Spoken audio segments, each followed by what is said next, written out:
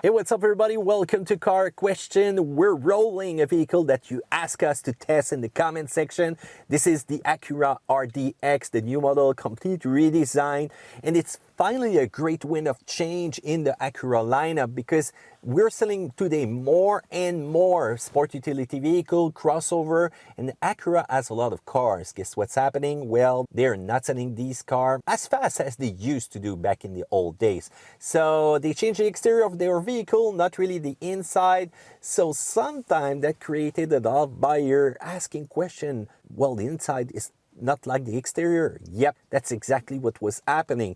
So finally, the RDX complete redesign. Exterior, interior, motor, name it. When you look at it, it's really cool. It's got a great style. But the only downside is the wheels. I don't know, they don't look really sporty. With the version that we have, it's not really impressive. You've got those nice jewelized lighting combined to auxiliary fog lights. Those are going to give you a great lighting in the dark. It's a build quality which is awesome. When you look at the exterior, everything is well finished. Even in the fenders, when you look at that, it's impressive. And the A-Spec version is even more good looking with that shark gray 20 inches wheel. You've got also those low profile tires, 255, 45, 20. They're really large. That exhaust system, but the only downside is the Goodyear tires and not more performance with the A-Spec model. So if you're gonna do a special sport version, give it more power, please. Give it more grunt. Still, I love those accents of black, and I really love also the colors, which are really alive. Look at the red that we have. I think it's an amazing paint job that they did on it. And how about that Apex Blue Pearl? I really love that one. And when you look at the exterior, also the roof line, the chrome addition, the rear lights, dual exhaust pipe, and the rear camera washer, which is real great. And you've got also an underbody spare, depending on the version that you will choose. So if you're waiting because you did a flat, they will change it, because usually tire repair kit don't do a great job. 90% of the time you're going to be stuck there. The interior, really different. Finally, something amazing from Acura, and you've got the nice 10.2 inches screen, which is rolling on an Android-based multimedia system, and it's real fast. You've got that Apple CarPlay, Wi-Fi enabled over-the-air update, Android Auto, name it, but they made it to a touchpad. I think you should have learned from Lexus, guys, with that. It takes a lot of time to get used to it. So you use it at first and you say to yourself, what's happening? It's not reacting. It's not exactly where I want to be with it, until you figure out that depending on where you push on the touchpad, it's going to light up that section on the screen. So after you get used to it, it's not that bad, but still, I don't really like that system. And the next thing you know, I'm rolling down with my gloves up to the compartment right here, and I'm always touching that touchpad. So it's changed music, it changed the display, and it's getting real annoying over time. So they need to improve that. If you go for the A-Spec version, you've got the possibility to get that nice red color, which is real impressive. And how about that sound system that we have right now in the vehicle? ELS Studio 3D. It's one of my favorite, at least top 5 favorite sound system. 710 watts of power, 16 speaker, and a heads-up display that you're gonna find inside. Let's talk about the engine. VTEC Turbo 2.0 liter 4-cylinder.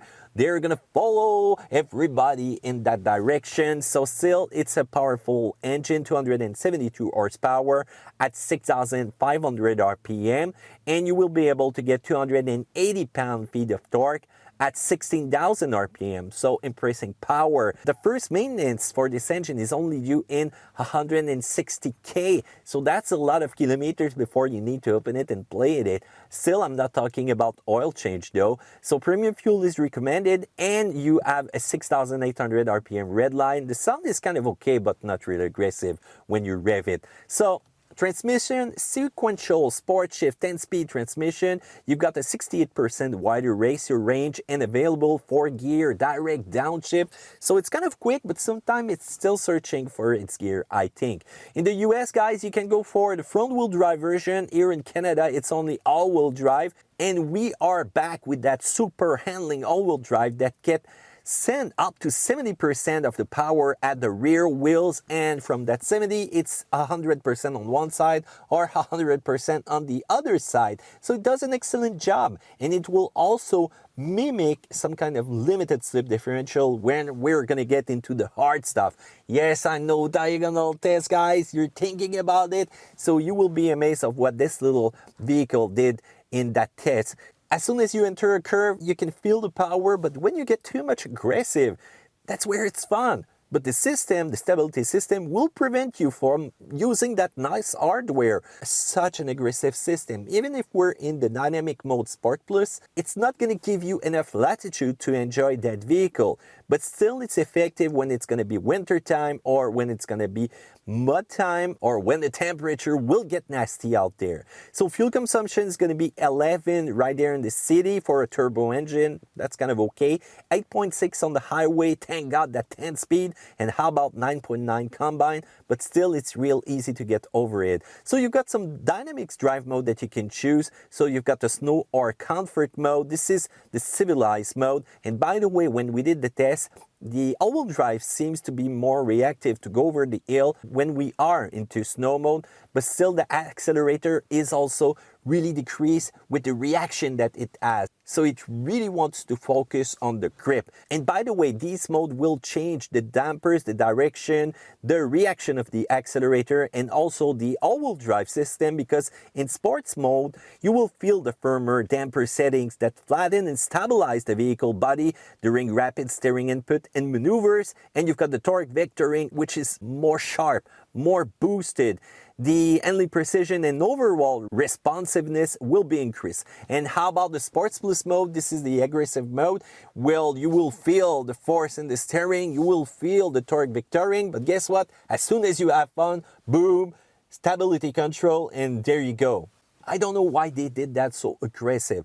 And you've got another button, which is a drive/S button. So this is going to be for the transmission. Why not regroup that in the dynamic mode? I don't know. Acura loves button because you can see that console is full of it. So when you're going to press on it, it's meant for more demanding driving in first through the 8th gear. So that's going to focus on that, and it's going to be more aggressive shift mapping to keep the engine RPM real higher for greater acceleration and pulling power. So acceleration, not the fastest one out there, but it's still appreciable. And it's also a little bit less faster than the previous generation. I'm kind of deceived with that, but it's still going to give you enough power when you will want to pass another car. The direction, real cool, real precise, Acura style, that's what I like.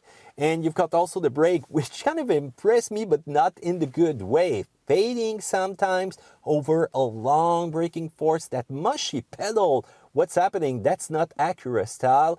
And you've got the suspension, which is doing a great job with that active damper system. But still, because of the tires, you don't feel that maximum grip with the car. So once again, tire choice, not a good one. And by the way, Goodyear is not going so well. They're not doing such amazing product out there. I think I will need to give them a call, a wake-up call, as I could say. So still, towing capacity will be rated at 1,500 pounds, which is, once again, really low, but comfort inside the car is just amazing. Let's talk about security feature, because you've got the tons of them. You've got the famous Acura Watch, lane keeping assist system, collision mitigation braking, adaptive cruise control, road departure mitigation, blind spot monitoring, front and rear parking sensor, rear cross traffic monitor, multi-angle rear view camera system. But sometimes the colors are kind of different when you look at that 360-degree view camera. And you've got the dynamic guidelines to help you if you're going to pin a trailer. So you've got a lot of competition in this segment out there. You've got the Porsche Macan, which is one of my favorite that you can get for an affordable price, but you can also spend a whole lot of money if you add all the options. Still, I really like that Macan. The Audi Q5, Mercedes-Benz GLC, the BMW, the German Contender, they're awesome also, but they give you more feeling when you're behind the wheels, more power, and they still got an amazing all-wheel drive system. Remember that BM that we tested? it's impressive and even more in bad condition out there. So yes, the price is going to be higher, but you know what? My bet's going to be on the reliability of the Acura, and that's why I love this one. You've got the Alfa Romeo Stelvio, which is an amazing vehicle, a great look, but still reliability, ooh, that's an issue over time. Volvo XC60, Buick Envision, Jaguar F-Pace, another one which is real cool looking. Lincoln MKC, name it, there's a lot of them. Tell me your favorite in the comment section down there below. Still, the minus points of the Acura RDX, well, transmission, which is sometimes thinking about what she's gonna do. So will she react?